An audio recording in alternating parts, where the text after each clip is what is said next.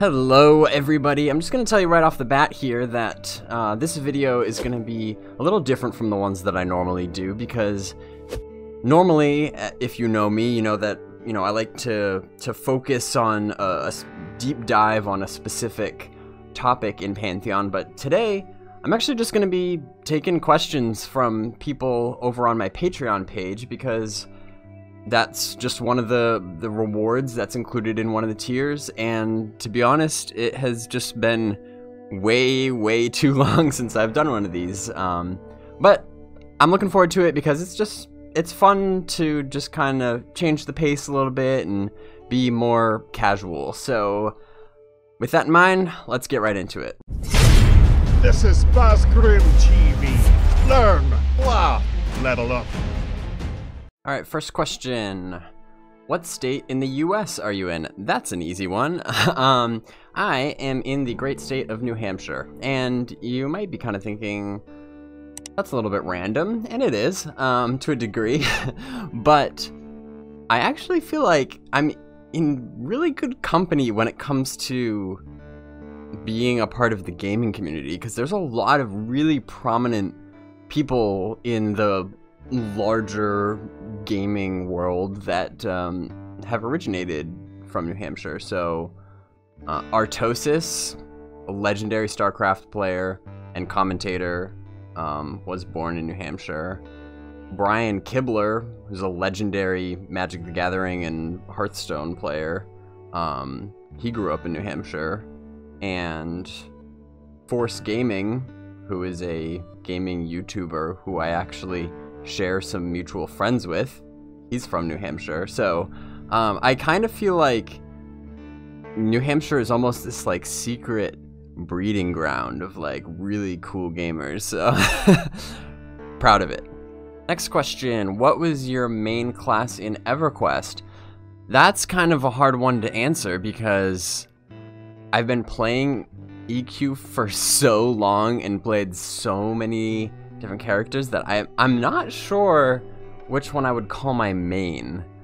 I think I've told the story before about how the first character I ever made, I was 6 years old and I made a ranger, but he did not last very long because like when you're 6 years old playing EQ, I wasn't really able to play independently, because I needed help with things, and I was playing with my family, but they, the game was still really new, so they didn't really know anything about my race or class, and, long story short, I was forced to re-roll as a paladin, and that was really the first class that I took seriously and played for a long time. So, played the Paladin for years, and I liked it because I didn't really know anything else. It wasn't until I started playing other classes that I'm like, you know what? Paladin's not really that cool. Because after that, the class that I played most was a cleric, and I guess if I had to really pick one, then I would call that my main, because I'm pretty sure that I played the cleric longer than any other classes that I played. And I did have like a pretty good stint with a Shadow Knight, actually, kind of like toward the end of when I was playing EQ a lot. But definitely the cleric, I guess, if I had to really pick one, because that also sparked my love for clerics in the other MMOs that I played as well. So yeah, it's interesting because in Pantheon, my gut instinct was to, okay, I'm just gonna play a cleric, but the more I think about it, though, I'm very much open to the possibility of actually revisiting the Paladin and trying to get back into the tanking role and see see if I can main a paladin in Pantheon. I don't know. We'll see. Next, what do you do for your day job? I supervise a security team, and that's all I'm gonna say about that. What are your long-term goals as a Pantheon contributor? My main goal is to blow up and then act like I don't know nobody. Now that is a really good question. My only long-term goal as a Pantheon contributor would be to contribute to the Pantheon community for as long as realistically possible. I know that seems like kind of a weird answer, but I personally believe that having too many long-term goals can be really distracting and not for the best.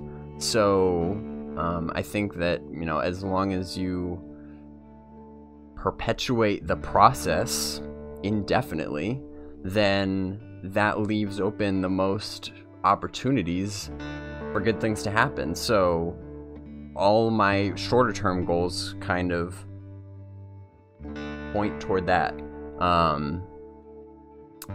Now, how will that play into your work home schedule once the game gets released? That's where it gets a little bit more complicated. And I guess that would kind of be the only real long-term goal that I have, would be to take what I have and go full-time with it. You know, continue to cultivate it to the point where that's possible. It's obviously a lot easier said than done, but that would be the goal, because then you know, the less time that I spend at my day job, the more time I can spend working on contributing to the Pantheon community, which is, you know, really what I want to do. And so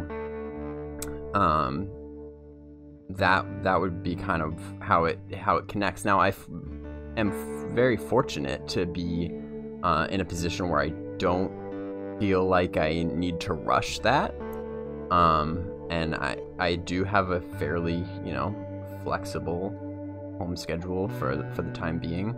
So that's good, because, you know, we all need to be patient, and especially, you know, especially trying to go full-time as any type of content creator, as much as I hate that term. You know, it's not something that can really be forced, and so I think that, you know, it's very possible to get to that point eventually. I don't know when that will happen. I don't know if that will be before launch, after launch. It almost doesn't really matter. What I do know is that when the Pantheon NDA is lifted and the servers are up more consistently, that is going to be a big change for me, because I'm going to be making a hard shift toward streaming on Twitch as opposed to making YouTube videos like I do now. And that, you know, will shake up my schedule quite a bit, because right now with YouTube videos, I can kind of, you know, write the script, do the editing, the recording and stuff basically at my leisure, compared to on Twitch. It might be less hours total, but, you know, they're consecutive hours. Like, I need to block off like a 4-hour span to just like sit down and stream, and then, you know, take a break for dinner and then come back and stream some more. So it will probably be more regimented like that. But that's still, I mean, that's what I want to do. And a lot of people, I hate it when people are like, oh, well, you know, it's the dream to just stay at home all day and play video games and make a living off of it. Which, like, Yeah, but it's also a lot more to it than just playing video games that most people probably don't understand unless they've done it themselves. There's a lot of, even where I'm at now, there's a lot of just behind the scenes things that have to happen in order to make the show happen, that people just don't see, and that's why it's called behind the scenes. And that's a big factor in it too, but still, you know, just being able to not have to drive into work every day and to be able to work from home, you know, once I can get to that point, it's gonna be pretty great. Alright, last question. Knowing full well that grouping will be the best way to experience Pantheon, will I still be able to enjoy the game if my playtime is primarily 70% solo, 30% group? I'm sure this has been discussed frequently on the game's forums, but I thought I'd get your input as well. Yeah, this is a really common question, and I never turned down an opportunity to talk about it because I know that there are a lot of people that are in this position as well, and yes, the plan anyway that the devs have said is to definitely, you know, facilitate that type of play style if that's what you choose. I actually made an entire video about it, which I will link to up here, but the short answer would be yes, for multiple reasons.